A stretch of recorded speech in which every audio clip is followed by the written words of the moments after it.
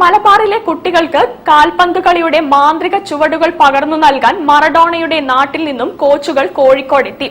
ഒരാഴ്ച കേരളത്തിലെ കോച്ചുകൾക്ക് പരിശീലനം നൽകിയ ശേഷം കുട്ടികളുടെ ക്യാമ്പ് ആരംഭിക്കും.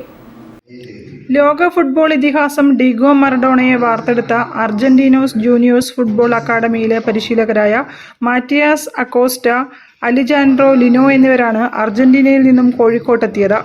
മലബാർ സ്പോർട്സ് ആൻഡ് റിക്രിയേഷൻ ഫൗണ്ടേഷനുമായി ഒപ്പുവെച്ച കരാർ പ്രകാരമാണ് ഇരുവരും കോഴിക്കോട്ടെത്തിയത്. MSRFന് കീഴിലുള്ള മലബാർ ചാലഞ്ചേഴ്സ് ഫുട്ബോൾ ക്ലബ്ബ് അക്കാദമിയിലെ കുട്ടികൾക്ക് ഇനി മുതൽ ഇവർ പരിശീലനം നൽകും.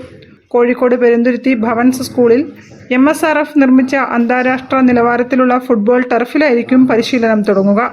കുട്ടികളുടെ സൗകര്യാർത്ഥം മറ്റിടങ്ങളിലേക്കും കോച്ചിംഗ് ക്യാമ്പുകൾ വ്യാപിപ്പിക്കും. കൂടുതൽ വിവരങ്ങൾക്ക് www.malabarchallengersfc.com എന്ന വെബ്സൈറ്റ് സന്ദർശിക്കണമെന്ന് സംഘാടകർ അറിയിച്ചു. അപേക്ഷകരിൽ നിന്നും കഴിവുള്ള കുട്ടികളെ തെരഞ്ഞെടുത്ത് ഒക്ടോബർ ആദ്യവാരം കോച്ചിംഗ് ക്യാമ്പ് ആരംഭിക്കും. 16 പേര് അറ്റൻഡ് ചെയ്തിട്ട് ഈ വർക്ക്ഷോപ്പിൽ ഇന്ത്യൻ കോച്ചസ്.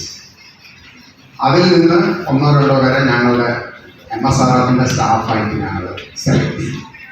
ഏറ്റവും ബെസ്റ്റ് ഞങ്ങളോട് ചെയ്യാൻ തയ്യാറായിട്ടുള്ള 2 പേര്, 2-3 പേര് ഞങ്ങൾ സെലക്ട് ചെയ്ത് ഞങ്ങൾ സ്റ്റാഫായിട്ട്.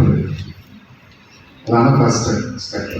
Second part of the agreement is conducting the selection trials.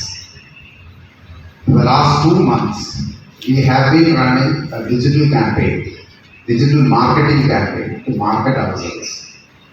So essentially for enrollment of our trainees, future trainees.